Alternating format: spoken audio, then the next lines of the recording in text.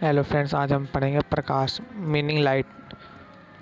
प्रकाश ऊर्जा का वह रूप जो किसी वस्तु को दृश्य बनाने में सहायता प्रदान करता है तथा किसी वस्तु को देखने में प्रकाश के परिवर्तन की घटना मुख्य भूमिका निभाती है।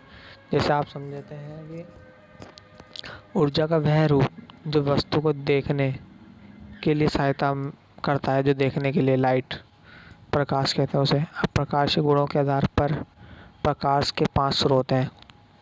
पहले प्रदीप्त स्रोत, वह स्रोत जो स्वयं के प्रकाश से चमक उत्पन्न करता है प्रदीप्त स्रोत कहलाता है। एग्जाम्पल जैसे सूर्य, बल्ब, तारे, ये अपने आप ही अपने स्रोत को करते हैं। आदीप्त स्रोत, वह स्रोत जो किसी दूसरे के प्रकाश से चमक उठते हैं, जैसे ग्रह, उपग्रह, सैटेलाइट, हीरा। दूसरों की लाइट पड़ेगी जब वो अपने आप फिर चमकेंगे। अब पारदर्शी स्रोत, वह स्रोत जिससे प्रकाश परागमित हो जाते हैं, जैसे कांच, शुद्ध जल, जो आर पार प्रकाश चले जाता है। अपारदर्शी स्रोत, वह स्रोत जिनसे प्रकाश का परागमन नहीं होता, आर पार नहीं होता तथा लगभग प्रकाश का अवशोषण हो जाए, लकड़ी, रबड़, मिट्टी आदि। अर्धपारदर्शी स्रोत, वह स्रोत जिन्हें प्रकाश का परागमन तो हो परंतु कुछ भाग अवशोषित भी हो जाए, जैसे फाइबर, शीट, प्लास्टिक, तेल आदि। प्रकाश के तरंग सिद्धांत की अवधारणा, इस सिद्धांत की अवधारणा हाइगेन ने दी थी। प्रकाश तरंग के सिद्धांत की अवधारणा किसने? हाइगेन ने दी थी। इसके अनुसार एक ईथर नामक माध्यम सभी और एक समान रूप से फैला है, परंतु ईथर की कल्पना को मैक्सवेल ने नकारा था, जिनके अनुसार प्रकाश विद्युत चुंबकीय तरंग होती है जो बिना माध्यम की सहायता के गमन करती है। तरंग प्रकाश की प्रकृति के अनुप्रस्थ होती है। अब प्रकाश जैसे बता सकते हैं, जैसे आप बताता हूँ, प्रकाश में सभी रंग हैं, जिनमें रंगों का क्रम अनुसार लिखा है विबग्योर, मतलब वायलेट वाला, और आई से हो गया। जैसे विबग्योर मतलब जैसे मैं समझाता हूँ, वी से वायलेट, आई से इंडिगो, बी से ब्लू, जी से ग्रीन, वाई से येलो, ओ से ऑरेंज, आर से रेड होता है, जिन्हें दृश्य तरंगे कहा जाता है। इनकी खोज न्यूटन ने की और ये दृश्य तरंगे किसी वस्तु के रंग निर्धारण में सहायता होती है। इसकी परास 400 नैनोमीटर से लेकर 400 nm या 3900 एम्पियर से 7600 एम्पियर में के मध्य होती है। सर्वप्रथम आइंस्टाइन ने बताया कि प्रकाश में कण की गति होती है तथा कणों को फोटोन नाम दिया गया। आइंस्टाइन ने सबसे पहले फोटोन नाम दिया था, जो ऊर्जा के समूह के रूप में होता है।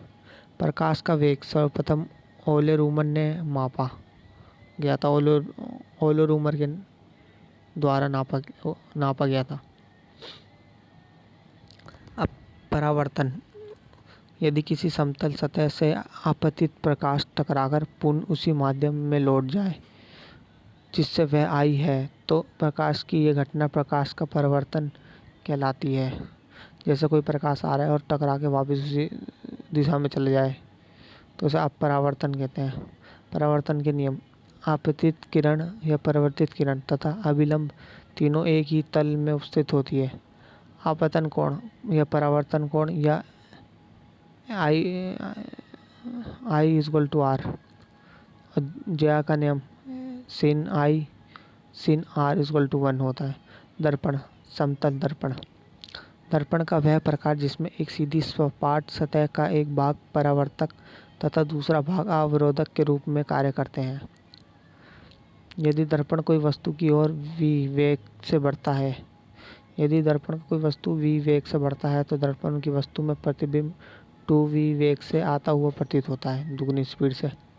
यदि दर्पण पर आपतित होने वाली प्रकाश किरण का नियत रखते हुए दर्पण की स्थिति में कोण से परिवर्तन किया जाए तो परिवर्तित प्रकाश किरण 2θ कोण से घूम जाती है। किसी वस्तु का पूर्ण प्रतिबिंब देखने के लिए वस्तु की लंबाई की आधी लंबाई का दर्पण होना चाहिए। अब यदि कोई दो समतल दर्पण को किसी कोण पर रखा जाए तो दर्पणों के मध्य रखी वस्तु के प्रतिबिंबों की संख्या 360 अपॉन थीटा से प्राप्त की जाती है। परंतु सिचुएशन 1, यदि 360 थीटा का मान सम संख्या हो तो प्रतिबिंबों की संख्या 360 थीटा -1 से है। अब एग्जाम्पल जैसे थीटा 60 है तो 360 अपॉन 60 है, 6 - 1 = 5 होगा। यदि 360 थीटा का मान विषम हो तो ये 40 तो 9 ये विषम दिखाया जाएगा। अब समतल दर्पण के उपयोग दैनिक जीवन में बहुदर्शी के रूप में, परिदर्शी या परिस्कोप के रूप में। छाया प्रकाश के ऋतु रेखीय संचरण के कारण प्रकाश सदैव सीधी रेखा में गमन करता है, जिसके कारण यदि प्रकाश के मार्ग में कोई अवरोधक रख दिया जाए तो वह प्रकाश के मार्ग को बंधित करता है, जिससे अवरोधक के पीछे का भाग अंधकार में हो जाता है, जिससे छाया कहते हैं। छाया का ये पढ़ लिया होगा, समझ गए होंगे। अब छाया के कितने टाइप के होते हैं? छाया 2 टाइप के होते हैं, परछाया, उपछाया। दूरी के सापेक्ष स्रोत से अवरोधक के मध्य की दूरी घटने पर छाया की आकृति बढ़ती है। प्रछाया पूर्ण छाया, यदि किसी बिंदु स्रोत के सामने कोई बड़ा अवरोधक रख दिया जाए तो स्रोत का प्रकाश उस पार नहीं कर सकता। अवरोधक के सामने पूर्णतः अंधकार प्राप्त होता है, जिसे प्रछाया कहते हैं। अब उपछाया, यदि किसी बड़े स्रोत के सामने किसी अवरोधक को रख दिया जाए तो अवरोधक के किनारे के आसपास प्राप्त होने वाला हल्का अंधकार उपछाया कहलाता है। जैसे सूर्य से बनने वाली छाया उपछाया कहलाती है। सूर्य तथा चंद्र ग्रहण भी इसी क्रिया से होते हैं। इम्पोर्टेंट है, सूर्य व चंद्रग्रहण इसी उपछाया से होते हैं। जब सूर्य तथा चंद्रमा के मध्य बीच में पृथ्वी आती है तो चंद्रमा पृथ्वी की छाया करती भाग में होने के कारण चंद्रग्रहण होता है। यदि चंद्रमा पृथ्वी की उपछाया में हो तो आंशिक चंद्रग्रहण, तथा यदि चंद्रमा की परछाया में हो तो पूर्ण चंद्रग्रहण होता है। और कुछ फैक्ट है ये कि एक कैलेंडर वर्ष में चंद्रग्रहण होने की 3 संभावना होती है, ये याद रखना। सूर्य ग्रहण, जब सूर्य तथा पृथ्वी के मध्य चंद्रमा आता है तो सूर्य ग्रहण होता है, परंतु पृथ्वी की अधिकांश भाग चंद्रमा की उपछाया में होने के कारण सूर्य ग्रहण मुख्यतः आंशिक होता है। थैंक यू, और वीडियो देखने के लिए सब्सक्राइब जरूर करें चैनल को। आगे